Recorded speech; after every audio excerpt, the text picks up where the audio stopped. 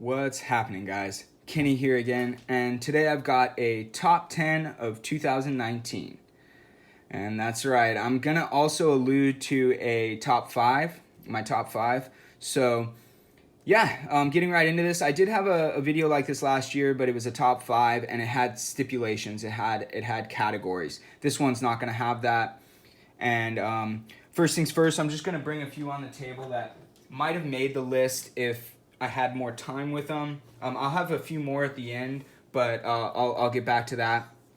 These two, this is the Doug Ritter RSK manufactured by Hogue. Hogue is doing some excellent things in the community, and they're just standing behind their product. I really appreciate what Hogue's doing, and in 2020 I'll probably be trying a bunch more Hogues because of it. But yeah, excellently done knife, designed by Doug Ritter, very much like the Doug Ritter Griptilian. As you guys can see, this is their Able lock, which is a lot, this is the Axis lock, has been opened up to the public now, and look at how smooth that action is, guys. This is a very, very nice example of the Axis lock, or Able lock. Super smooth, almost cloudy feeling, more so than a lot of the Axis locks I've handled. So really, really well done. But I didn't have enough time with it. Same thing goes for the EWC. This is designed by Laconico, and it's distributed by Monterey Bay Knives and BK. And the manufacturer is not actually disclosed on these, although it's someone like Artisan or one of those Chinese companies in that neighborhood. So really, really well done knife. I love it. I just haven't had enough time with it. Very, very functional and great geometry. And even with it not locking, it does have some safety measures that'll help if it does, open or close on you. But really, really didn't have that issue in use. So I'll have my Hype versus Reality coming on this, or it's going to be like an in-between Apex and Hype versus Reality. But I'm going to get that guy out of there. Didn't have enough time with him. But yeah, great knife. And it really made me want to try an Easy C. I really want to get an Easy C now in 2020. So moving along, I have a few more honorable mentions. I have a few honorable mentions. These two are budget honorable mentions. I'm not super into budget knives, but these two real steels are excellent knives. This is the Terra, and this is the Griffin. The Terra is on phosphor bronze washers with Teflon against the blade, and it's very nice. It's not super fidgety, not a fidget knife, but you can, thumb flick it with a little wrist and then Spidey flick it with the proper technique. And yeah, excellent knife. I really enjoyed using it. Has a great grind, guys. That's where it really, really shines. Nice broad grind with very thin dimension back here. And even a crown spine on this $50, $60 knife. And also the Griffin, which is a roller bearings and very smooth button lock. Very fun to play with too, but also very functional, very comfortable. Very nice thinner stock, but could be ground thinner, but still done very well. Both of these knives used 14C28N, which is where I think budget knives need to go. It's a much better steel, or 12C27. Those steels are specifically designed to be in a production setting where you're heat treating a lot of blades at the same time. They perform very well even in that type of setting. So please, guys, get away from the D2 and the HCR. D2 is not meant to be a production heat treated steel, and even if it's done by a custom maker, it's still just there's a lot of better options these days. So please, guys. I know I'm probably going to get some flack for that because I know a lot of guys like D2, but two more honorable mentions are these two Laconico designs. This is, of course, the Keen. The Keen is an excellent option, guys, and such a great knife. It really could have made this list. It's so nice and thin behind the edge, ground very well, but still a pretty thick stock. So if you needed to pry, it's still there, but it does get to a pretty nice pointy tip. Just a very elegant design, very comfortable, very smooth, very just a practical design, and very, very functional. So a beast of a knife. I love the Keen. just didn't quite make the list because the top 10 is extremely competitive this year. But and then this is the Minpin, also designed by MBK. I mean, also distributed by MBK. This one is done by Mass Drop, and it's manufactured by We. This one we don't know the manufacturer, but it is distributed by MBK. Excellent knife, just didn't quite make the list. I do love it though. And thanks to one of my subs, Bo, for trading me for this guy, because I know he misses it, and I absolutely love it. So anyways, moving right along, I want to get right into this list. It was a tough one, guys. I got a lot of good knives this year, and it was really hard to decide what was going to make this list. But there was one that it was almost a no-brainer. It was definitely going to make it, and it's going to make a lot of lists this year. I've seen two videos, two top 10 videos or top 5 videos this year, and they both had this knife on the list. It's going to make so many lists because it's probably one of the top, I would say probably the top knife of 2019 all around. And that is the Benchmade Super Freak. Yeah. This knife, this is the 560-1 BK. It is the Freak, dubbed the Super Freak. I don't know if I was the first one to call it that. I think other people were, but first thing I thought of was it's just a Super Freak. And it's just excellent, guys. The way it's ground, this high saber grind, flat ground, is just really well done. The Freak in general, just this template, the original Freak, I loved too. It had VersaFlex and the Grivery. I still loved it. It was very comfortable in hand, even more comfortable probably than this.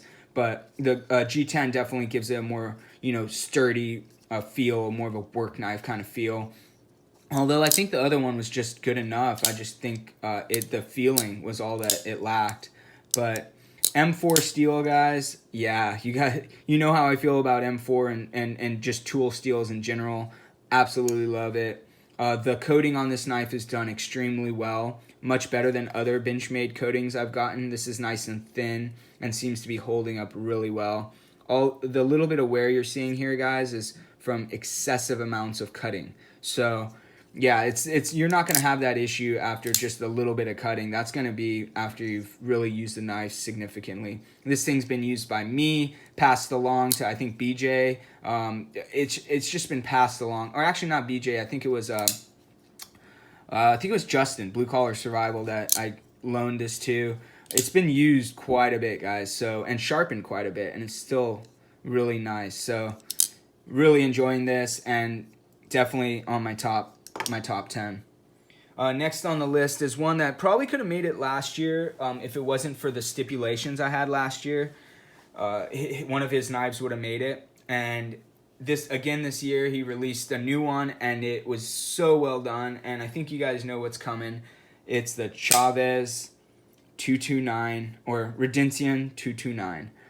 And yeah, what a great knife, guys. As you well know, the Street, this is the Street, Redencion Street.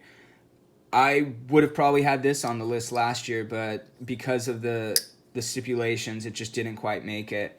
It would have probably made my top 5 last year if it wasn't for that.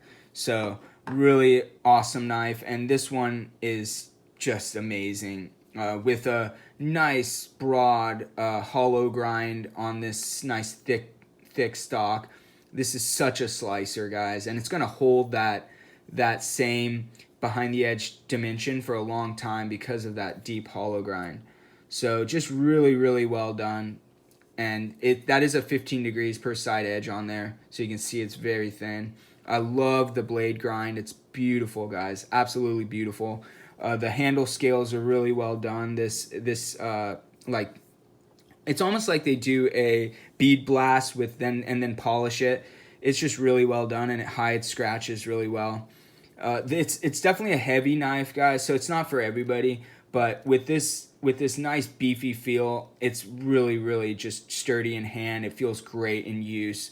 So ergonomic and comfortable for me, and just an awesome action as well. And guys, see how that thing rockets out. Just a joy to use.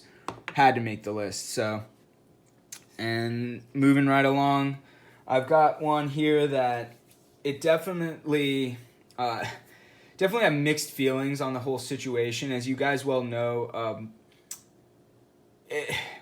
I'm not gonna talk too much about it before I bring the knife in. But the next knife is gonna be the Ferrum Forge / Protech / drop Mordax 2.0, guys. That's right.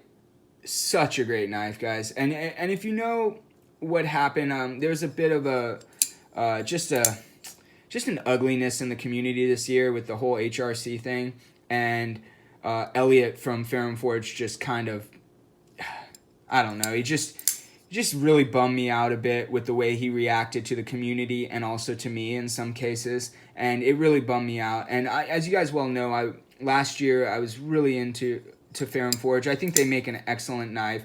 I really enjoyed spending time with the guys. I lost a whole lot of respect during that whole situation that went down in the early parts of the year. I think it might have been mid-year. I don't remember, but yeah, just got ugly, guys. And I'm not super stoked with the Ferrum Forge guys at this point. But in saying that, I'm not going to deny just an excellent knife. And this is made by Protech. I've been dying to get a Protech in hand. They've make an excellent knife. Most of their knives are automatics, and I can't really carry automatics, I mean legally at least here in California, which Protech is actually from the neighborhood I kind of grew up in, Artesia, and they're smoking knives. Great design, great build quality here, and I'm just super stoked with this knife. The anodization is done so well and just holding up really well. The blade steel is treated extremely well. It feels really good in sharpening and use. I have a feeling this is going to come up really high. Well, not super high, but definitely in that 60 to 61 range. And just treated extremely well, even at that range. And it's nice to see that anyways. But yeah, really well done. The button lock is just so fidget friendly and just addictive. But such a smooth action. You guys can see even with it, like you see that even with the lock up against it, it's still super smooth. So really well done. And the ergonomics of this knife. The only thing this knife really left on the table is the grind. If this was ground thinner, honestly, this would have been top 5 for sure.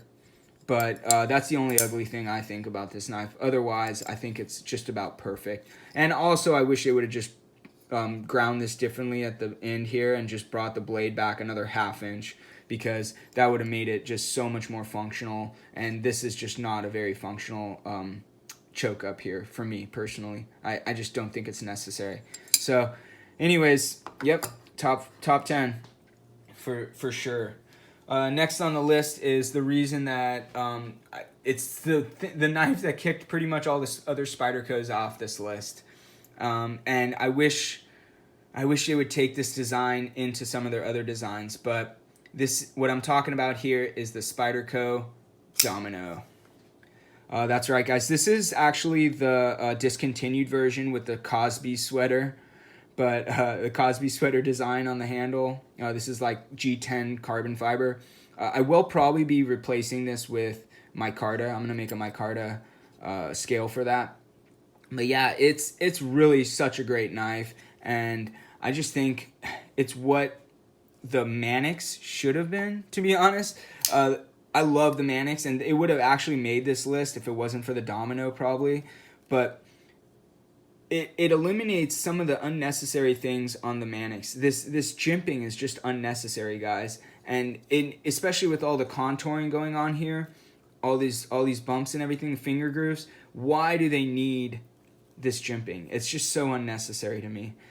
So I mean, this Domino is pretty much that handle without the jimping, and it's so much more comfortable. This does have an MXG clip on it, but you could easily just put the normal spoon clip works very well on this as well. It's almost like a palm filling when it's in just the right place. I think this is where all the spoon clips should be if you're gonna have a spoon clip. It just almost fills your palm and really comfortable in use.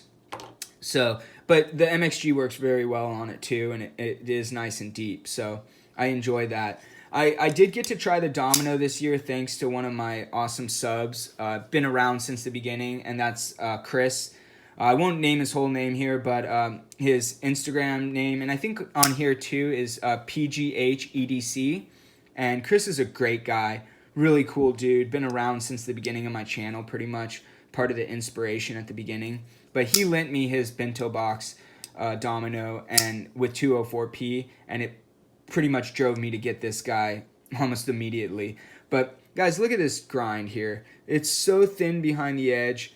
Chris's was, I believe, at 15 degrees per side, and it was 13 or 14 thousandths behind the edge. This one is at 12 degrees per side. That's kind of how I got it. It was used, and I just copied his angle because I could tell it was really low. And at 12 degrees per side, that is, I think it was like 16 or 17 thousandths behind the edge. So it probably would have been right where the other one is if it wasn't for the fact that it was at 12 degrees per side. Guys, look at this. This is 15 degrees per side. Look how much... Oh, here, let me see if I can get this better. Yeah, see that? 15 and 12. Guys, why aren't they grinding these thinner? It's not like you got a nice thick tip for prying or anything, so why don't they just grind this thinner all around? I don't really understand why the Manix is so thick comparably. But Domino is such a great knife, and I really enjoyed it. It's so comfortable, and it's really kind of winning as far as probably one of my favorite Spydercos at this point now. So really, really well done. Love the Domino. And moving forward, I'm going to go into, there's the last knife of the top 10, not getting into the top 5, is going to be a knife that it kind of surprised me how much I loved it. This one is going to be the Microtech Socom Elite. This is the manual version, obviously, and this is such an amazing knife. I really just fell in love with this right away. Thanks to Elliot from Sharp Thinking for lending me his, and I had his about a whole 5 seconds, and I tried to find one of my own. It's just such a great knife. Extremely well built. Nice thick tip, thick stock with a super thin behind the edge dimension back here, so you get all the slicing you need and it still have a prying tip. This is what I talk about, guys, where people think you have to either go full thin or full thick. It accomplishes both. You have a nice slicing dimension back here and a nice thick tip for prying. So this is super well done. Extremely sturdy as a work knife, just in every direction. You got external stop pins, so it's extremely tough. There's not a lot about this knife you can complain about. I know a lot of guys will complain about the tip down, but that for a knife this big, I'm not going to argue about it, but for a knife this big, it actually works better in my opinion. And a lot of guys, you can watch Nero knives, and a lot of guys that'll explain why it's better to have a knife this large tip down. The action is stellar, as you can see. Just an amazing knife. And the only thing that I feel like they left on the table with these is the HRC on these blades. I know their M390 has, everything we've tested, a lot of what we've seen, even what they actually say they target is like 57 to 59. And we know, guys, M390 at 58 is just blah. There's nothing special about that. It's not going to perform like everyone thinks M390 should. It's one of those things that, why don't they just use something like Crewwear, something that's meant to be tough, even at a high HRC, or something that's even more stain resistant. Something like even CPM 154 CM even.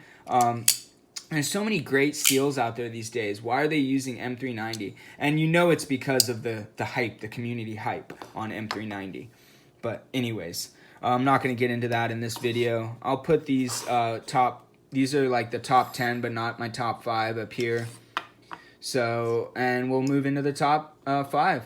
So, first things first on the top 5, I'm going to be bringing a knife in that I'm not sure you guys will be expecting this one, and I didn't really expect to love it as much as I do, but it is such a great knife, and that is the Medford Slim Midi Marauder. This is such a great knife, guys, and I did not expect to love it like I do.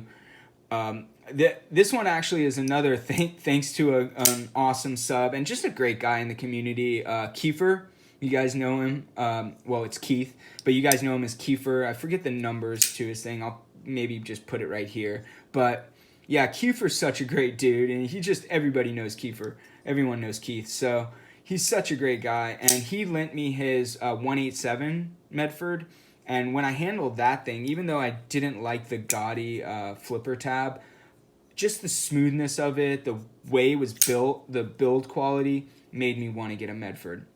And I knew that the Slim Midi was the one for me as far as what I see in most of Medford stuff. A lot of his knives are super, super overbuilt, kind of gaudy, a little bit overkill for me. But I do like the Marauder, and the Slim Midi Marauder is just even more EDC friendly. So I really wanted to try one out. Such a great knife, and it's so comfortable in any grip.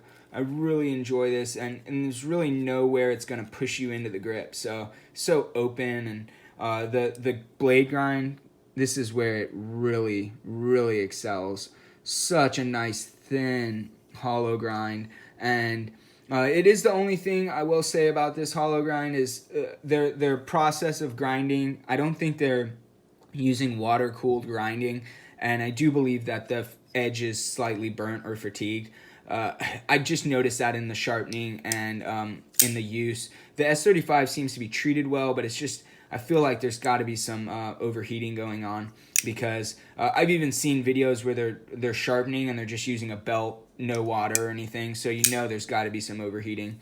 And I need to watch their video. They have videos on all their process, but I need to watch the video on how they grind, do the primary grind, because I'm pretty sure they don't use water in that either. But I really do love this knife anyways, and that dimension, that grind, it would cut even dull. So again, it's just a great knife, and I really enjoyed using it. Next on the list is a knife that, honestly, I kind of went back and forth with this knife, making the top 5 or the top 10. I didn't know, just because I didn't get to carry it as much as I normally would carry my knives. And the reason for that is because it's a fixed blade, guys. That's right, a fixed blade made my top 10. Not every day would you see that, but this knife, this is a Kase Knives Switzerland, Kase with a K, and this is a guy named Roman, a young man, very respectful young man named Roman, in Switzerland, obviously, and he made this knife for me. It is my first custom and my only custom at this point. In Vaincron, super clean, super steel. This is a very rare steel, guys, and only him and I think Triple B, Sean, are using it at this point. There is maybe one other guy, but doesn't seem to be doing much of a good job with it from what I hear. One of my subs was telling me about it. But yeah, this knife is so great, guys. Such an amazing knife, just pure performance meeting aesthetic perfection as well. Just such a beautiful knife, beautifully handcrafted knife, and you guys see that beautiful blade finish there too. That's been scratched up for me using the hell out of it, but yeah, such a great knife. And look at this geometry on this. I mean, just a laser beam. Absolute laser beam. And the ergonomics of this knife, this is probably the most comfortable knife I've ever used, including all the fixed blades I've had or used. Just so comfortable. I can really tell that he had this in his hand as he shaped it, and it's just so perfect, guys. Just such an amazing knife, and it would probably be a top knife in my collection if it was a folder, because it's just such an amazing knife, and just the attention to detail put into this knife. And I do have another knife on, I'm on the list for another one of these. So and a folder. So we'll see how that goes. You guys will be with it as I go. But yeah, couldn't not put that on my list. Next on the list is another European knife, and I think you guys all know what's coming next. Oh yeah. This is the Shirogorov F95nl. And guys, this is like right about the pinnacle of what I would consider production knives. This is like the pinnacle. It doesn't get much better than this. I do believe that CRK has a little bit better build quality, but when it comes to like meeting, you've got just such an elegant, beautiful design, just like CRK's. It is such a comfortable knife to use, so ergonomic, one of the most ergonomic folders I've ever handled. The attention to detail on these knives, as far as just the chamfering done. I mean, look at that. Even for the flipping action, you have chamfering. Every single little thing is chamfered. The cutout inside, so it doesn't interact with the lock bar. I mean, with the pocket clip. Just every single little thing has been thought of on these. The milling under the pocket clip, the milling on the pocket clip, it's just so amazingly done. The simplicity with just one standoff, yet still as sturdy as you would ever need in a pocket knife. An amazing blade grind, full flat ground that is extremely thin behind the edge. I think it was like maybe 14 or 15 thousandths behind the edge at 15 degrees per side, although I think it's probably gotten thicker now after a few sharpenings. The LMAX on this blade, the LMAX on this is just so well treated, probably one of the best M390 type family blades I've ever handled, probably one of the best heat treated knives I have, honestly, but really, really well done. Very happy with this knife. Next on the list is going to be I know the next two guys, you probably know exactly what's coming. But first on that is going to be Hinderer. That's right, guys. I got another fire attack in the collection now. These are my 5 Hinderers, and they are just such amazing knives. I absolutely love them. Anyone who says that a Hinderer, ZT makes a better Hinderer than Hinderer doesn't use their knives probably, or didn't use their Hinderer, because the way that they treat their blade grind, their blade, the steel, the way that they, the build quality is just, it's not even close, guys, in my opinion, and a lot of people's opinion. So in saying that, as you guys see, I did get a lot of Hinderers this year. The fire attacks, they're going to have to leave this list only because I didn't have them long enough. These are the ones I was saying I'm going to have to get rid of because I didn't have them long enough. I had this one a little bit longer, but still I didn't really have them all that long. This is such a great knife, and probably the best Hinderer that Hinderer makes. I really, really love these knives. It's almost like Hinderer meets CRK. So comfortable ergonomically, just really, really nice. Much thinner blade stock. And guys, why does everyone have such a problem with Teflon? Amazing. Yeah, and then this guy, this is the spear point I had to just pick up. I got a great deal on it thanks to Jay Does Knives. Such a cool guy. And look how thin that is. This is much thinner behind the edge. I am going to put a 15 degree per side edge on this, and then we'll see. But yeah, I'm going to get this guy out of there, get these two guys out. And comes down to the XM18s. And they're all 3.5 inch. This is just a skinny versus the regulars. This is the spear point. This is the Sponto. All of these are Gen 6s, and they're all on Teflon because I just love the way the Teflon feels. Such a cloudy, smooth feeling. Even smoother than phosphor bronze washers, in my opinion. I think you all know where this is going. That the winner of this is the skinny. That's right. This is the skinny, and it is the slicer grind. And you guys can see how much thinner behind the edge that is than the others. This was right around, I think, 17 thousandths behind the edge at 15 degrees per side. And this also has probably the best action out of the 3 XM18s I have. These are okay, but they're just not as smooth. Still really, really good, just not as smooth as this guy. So such a joy to use, and I really do love this knife, so had to make the list. Really, really excellent. And moving right into the last knife on the list, I think you all know where this is going, but I am going to bring all 4 of these guys on the table, and it's my 4 CRKs that I acquired this year. Yeah, I spent a lot of freaking money on knives this year, guys, as you can see. Although a lot of these were secondhand. You guys know how much I love my CRKs at this point. First one to go off the list is going to be the small Sebenza 21 with Insingo blade. I do love the Insingo, and this is the black micarta inlays.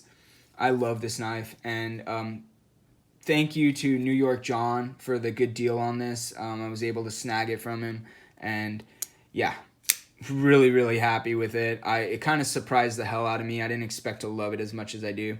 It's such a little big knife. You get full 4-finger grip on it, although you get a nice full 3-inch cutting edge, or I think it's 3-inch cutting edge, 3-inch blade, and it pretty much goes the full length, maybe a little shorter. But such a great knife, fully functional in a smaller package, but I am leaning towards bigger knives these days. So these 3 kind of kicked it off. Next to go is probably going to be the Umnumzan, which I think is excellent, and I do love this knife, and it's very, very comfortable in hand. Probably one of the most ergonomic out of the bunch, but extremely great to use, very smooth action. This is my first Tonto, and I do love the, excuse me guys, I do love the Tonto on this. I'll get more into this in my hype versus reality, but yeah, excellent knife, but it's leaving. And out of these 2 is really, really tough. I do, you guys know I love the Inkosi, and thanks to BJ Hill, I managed to get to handle a Sebenza 21 and pretty much immediately purchased one. So this is the drop point, obviously, black micarta inlays. This is the drop point large Inkosi with natural. The winner is the Sebenza. I don't think anyone's going to be too surprised by that, but the Sebenza won strictly due to the fact that it's just a little more versatile, just a thinner grind. Even though the Inkosi has a thinner behind the edge thickness, this goes actually much higher with that thinness, and it slices extremely well. Still has a nice prying tip too, so don't think it's just going to be super fragile. Just an excellent knife with a smoking action as well. Very, very nice. The only thing I would change about this is I'm going to probably get the double lugs eventually when I send this in. I just think they should put double lugs on everything, to be honest, but maybe that's just me. Yeah. Oh, sorry guys, hit the camera. I can Spidey flick this when I'm not on camera trying to do this under here, but yeah. Really, really enjoyable. Love this knife to the it's just a great knife, guys. What can I say? All of these knives really, really could have made a top 5 list somewhere, but on this list this year, this was tough. This was really tough. Saying that, I want to say thank you to all you guys for such a great year. You guys are all so great. You're the reason I still do this, and I really, really enjoy what I've been doing here in the community, and just the interaction I get with all you guys. So thanks for everything. I'm going to be doing like a past present type thing where I did last year, where I just talk about the year in review and then what's in store for the next year. But thanks for watching. I will kind of maybe below I'll put like what knives I have videos on, and knives. I will have videos on all these knives eventually if you don't find a video in my catalog that has these knives. So I actually think that probably a majority of these knives I don't have a hype versus reality on yet. So coming soon, guys. Thanks for watching. Have a great day.